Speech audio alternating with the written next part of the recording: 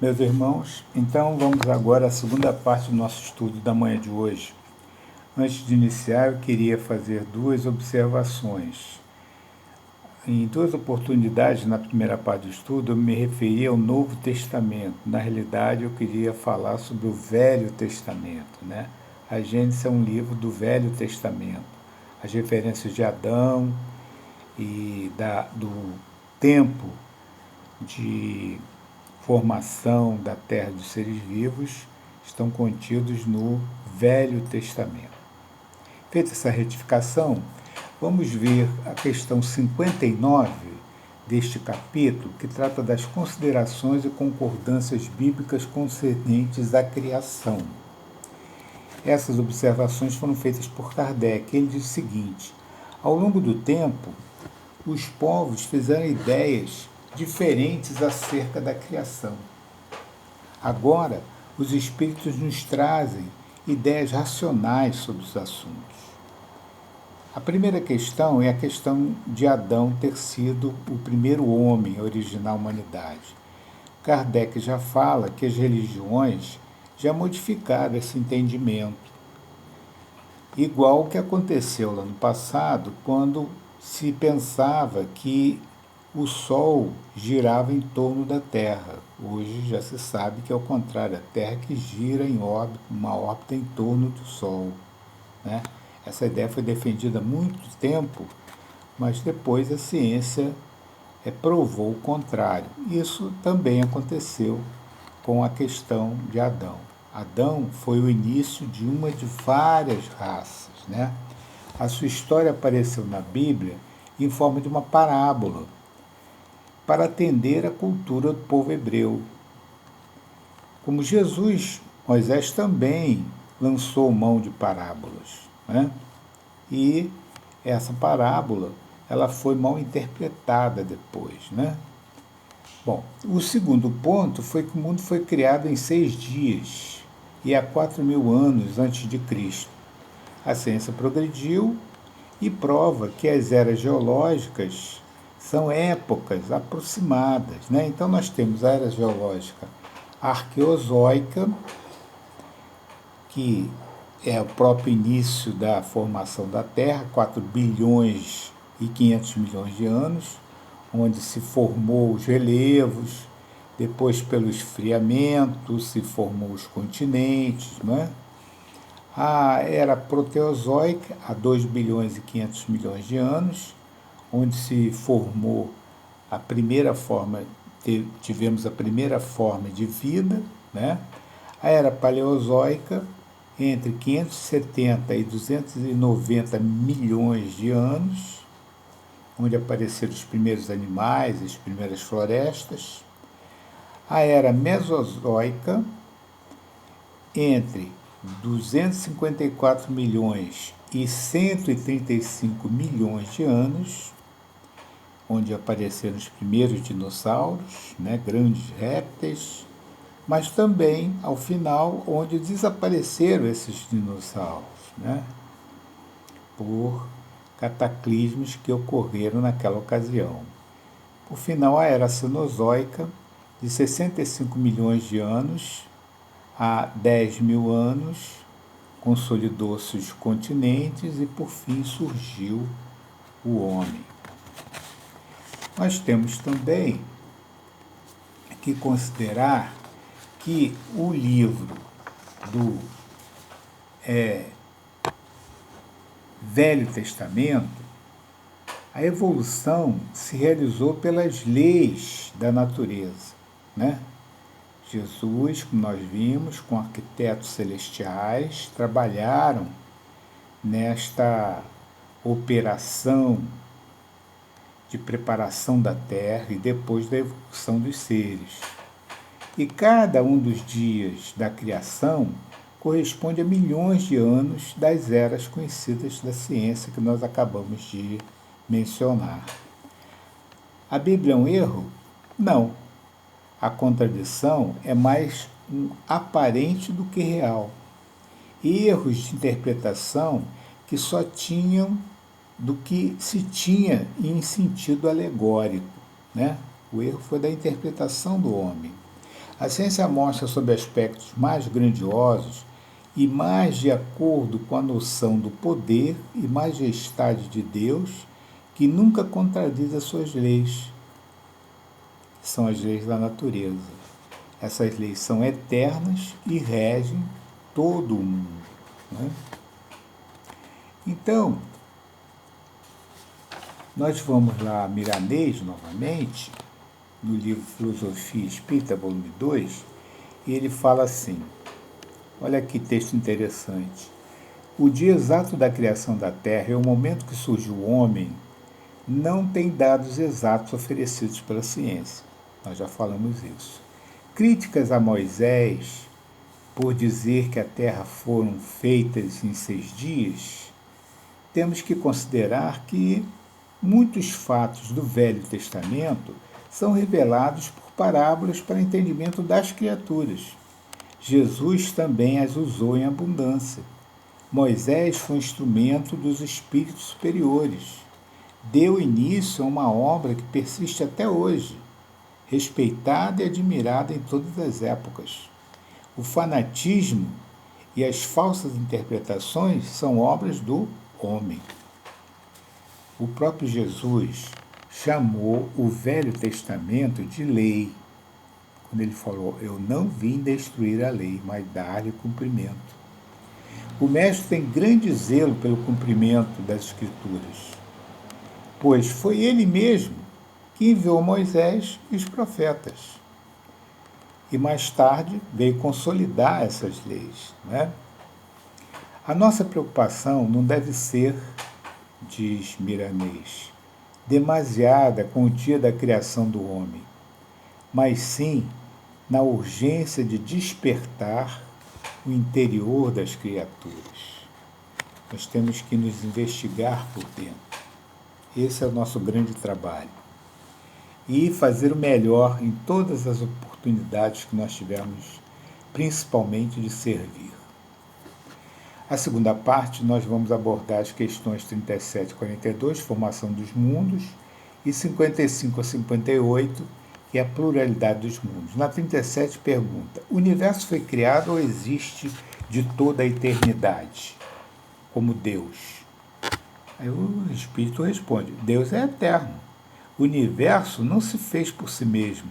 Deus, num dado momento, criou o universo.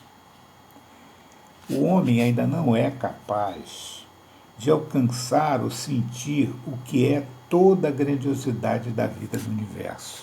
Nós não conhecemos esse universo ainda. À medida que nós formos evoluindo e nos tornarmos espíritos melhores, nós vamos ter esses conhecimentos, mas aqui na Terra ainda não. Kardec fala assim, o universo não é obra do acaso. A palavra acaso significa a, que significa sem, e caso, que significa causa.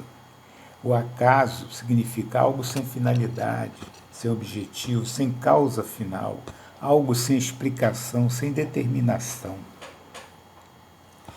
A pergunta 38, como criou Deus o universo?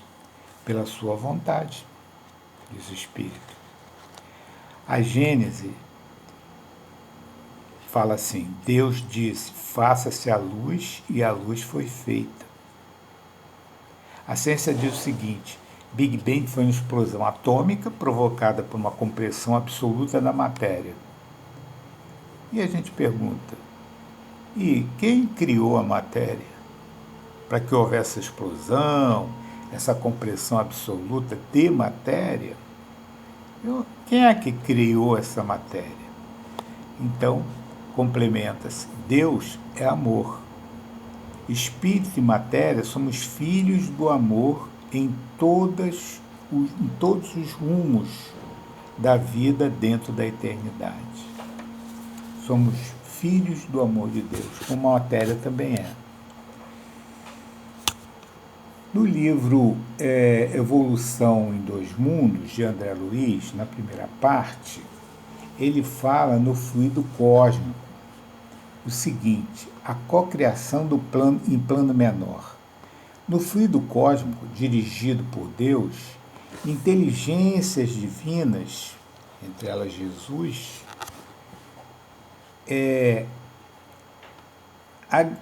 faziam com que estavam agregadas a Deus, né, faziam com que ele extraísse desse hálito divino, desse hálito espiritual, os celeiros de energia com que constrói os sistemas da imensidade do universo.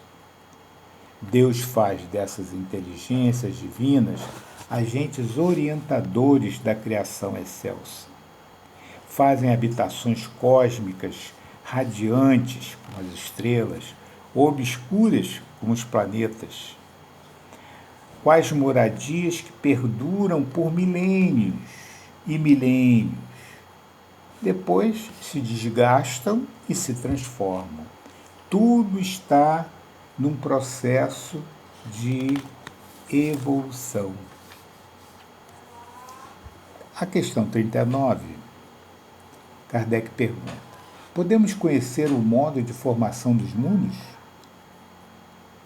A resposta é a seguinte: os mundos se formam pela condensação de matéria disseminada no espaço. Nós sabemos da lei física que matéria atrai matéria, né?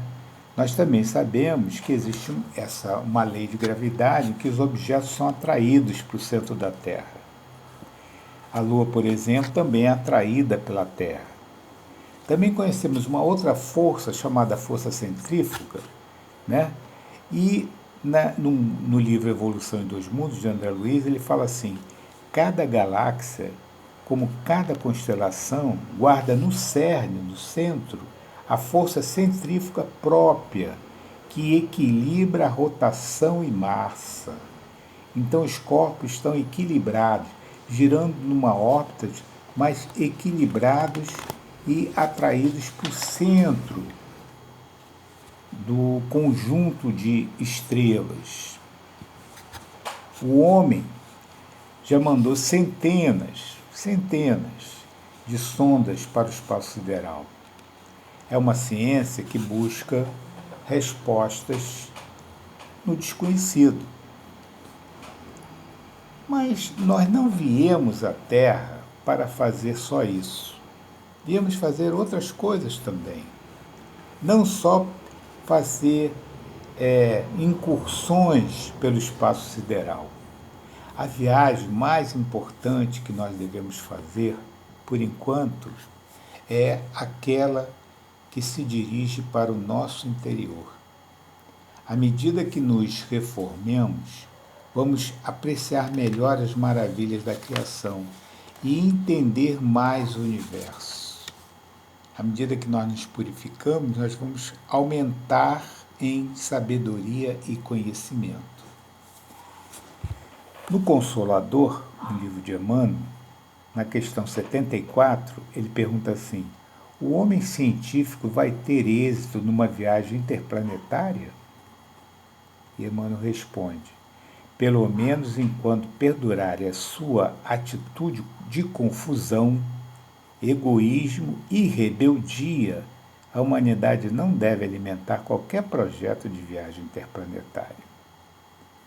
Observemos nos movimentos de guerra para destruição os trunfos da força e rendamos ao Pai Celestial não haver dilatado no orbe terrestre o processo de observação das vaidosas criaturas.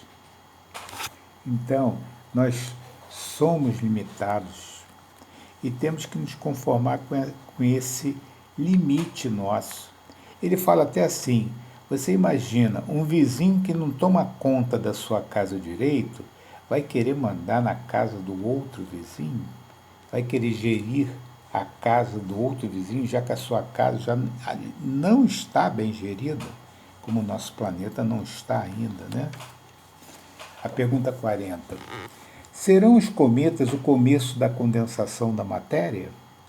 Resposta: sim.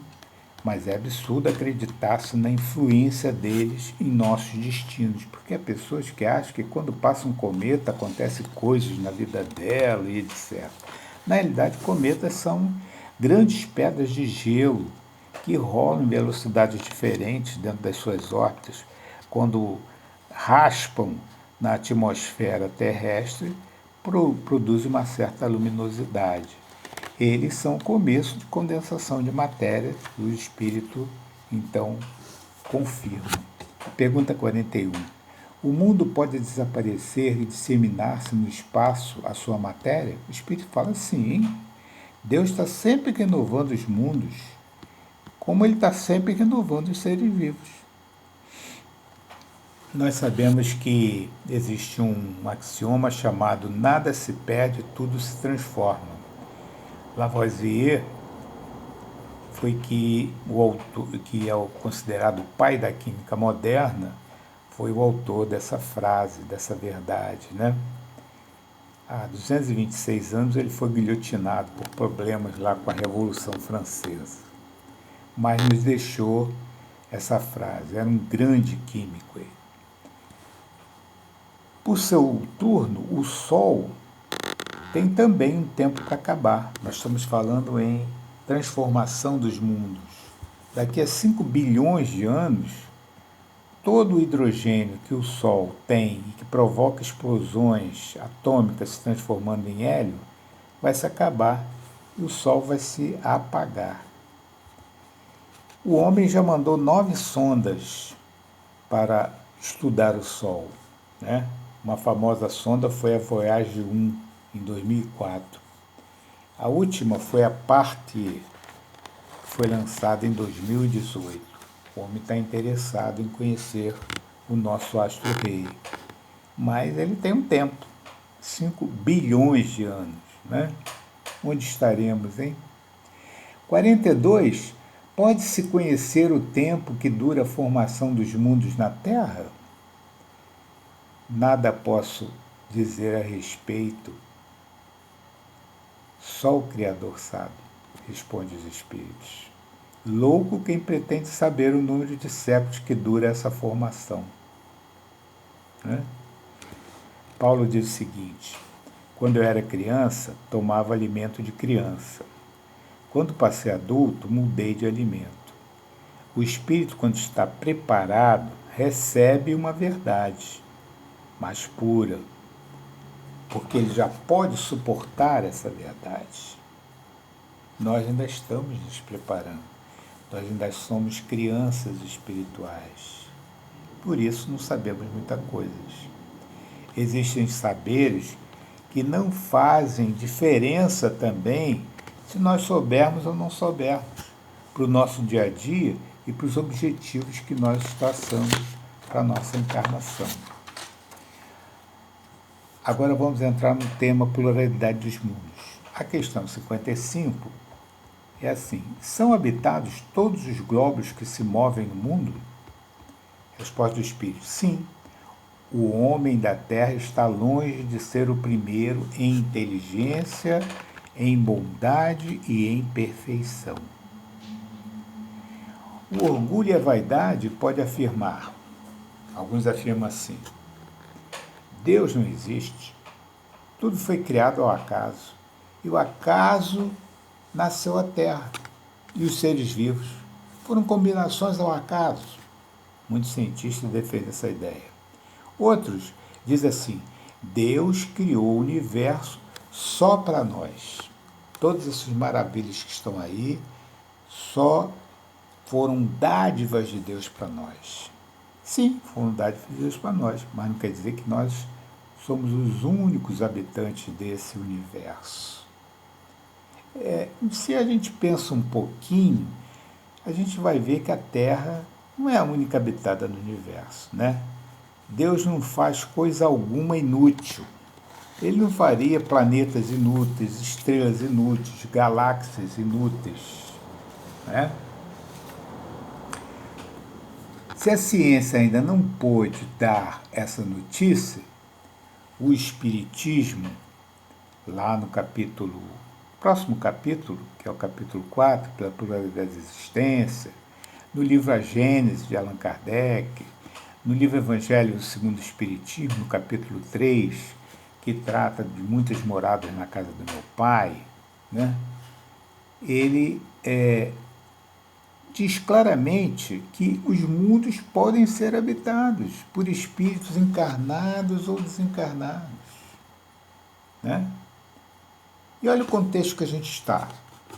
Nós somos o planeta Terra, situado no Sistema Solar, que pertence à galáxia Via Láctea. Nós conseguimos ver mais 3 galáxias fora aqui da Terra. Daqui da Terra podemos observar Andrômeda, a pequena nuvem de Magalhães e a grande nuvem de Magalhães. O Sol está viajando a 250 km por segundo e a Terra e os planetas estão rodando em sua volta, né? Em volta do Sol. E o Sol está a essa velocidade, nós estamos também a essa velocidade, 250 km por segundo. E para dar uma volta completa na Via Láctea, sabe quanto tempo o Sol leva? 250 milhões de anos para dar a volta, para fazer toda a órbita em volta do centro da Via Láctea. Desde que a Terra foi criada, nós só demos 18 voltas em volta do centro da Via Láctea. Agora, segura aí na cadeira. Sabe quantas galáxias existem no universo que nós conhecemos? Porque deve existir muito mais. 100 bilhões de galáxias. Isso é que o homem, pela sua ciência, calculou. Pela sua ciência, o homem calculou o número de astros que tem no universo.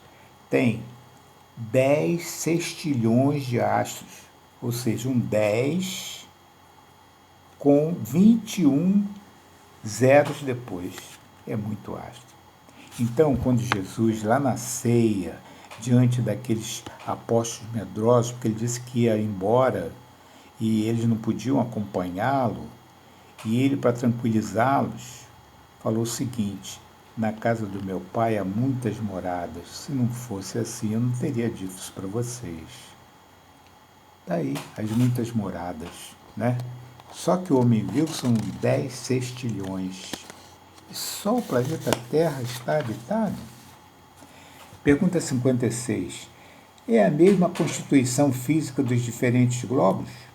Espírito taxativo. Não, de modo algum se parecem. Os seres desses mundos são diferentes, já que a organização física é diferente, sem dúvida, né? É igual peixe no mar, passarinho no ar, ele faz essa relação, não é? Porque lá tem gravidade, atmosfera, radiação, alimentação diferente. Os seres são adaptados àquelas condições. Quanto, lá na questão 181 do Livro dos Espíritos, o corpo é mais ou menos material conforme o grau de pureza do espírito, né? 58. Mundos afastados do Sol estarão sem luz e calor? Ele fala absolutamente. Lá tem outras fontes de luz e calor, por exemplo, a eletricidade, né? As próprias trevas são luzes que dormem, porque o Senhor vibra em tudo e é tudo que vive. Então, para encerrar, meus irmãos, esse estudo dessa maravilha que é o universo, dessa maravilha que é a Terra, dessa maravilha que foi o nosso desenvolvimento até aqui, nós temos do livro Terra e Semeador, de psicografia de Francisco Cândido Xavier, o poema Mensagem.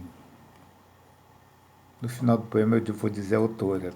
Diz assim o poema: alma querida, escuta. Nos momentos de dor, de aflição ou de luta, não te prendas ao fel, à revolta, ao pesar. Não deixe de servir, nem canse de esperar. Na sombra mais espessa, ou quando o dia tomba, e na estrada anoiteça, em pleno vendaval, cai o granizo em monte, alça o próprio ideal ante a clara certeza de que o sol voltará de horizonte a horizonte. E tudo que se apure se alteia de nível, onde a fé predomine e o progresso resplenda, Perseverança e paz é a sublime oferenda do amor que, frente ao tempo, ignora o impossível.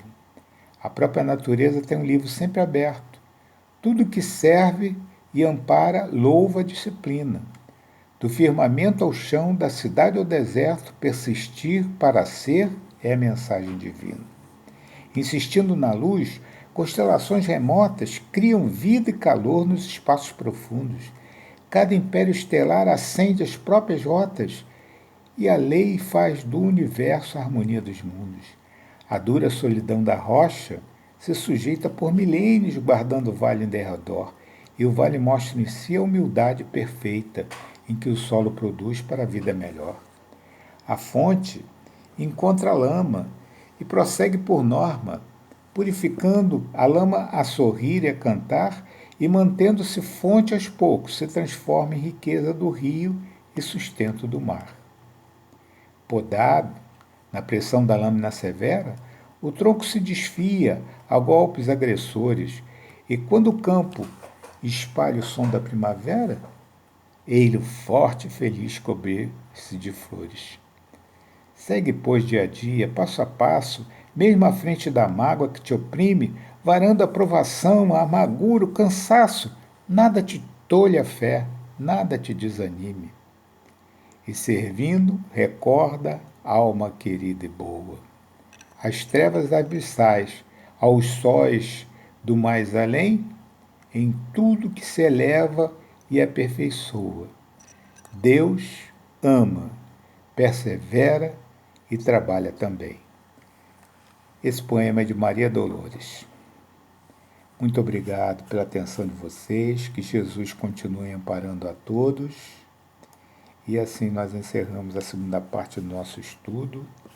E parabéns a todos os pais nos dias de hoje. Muito obrigado.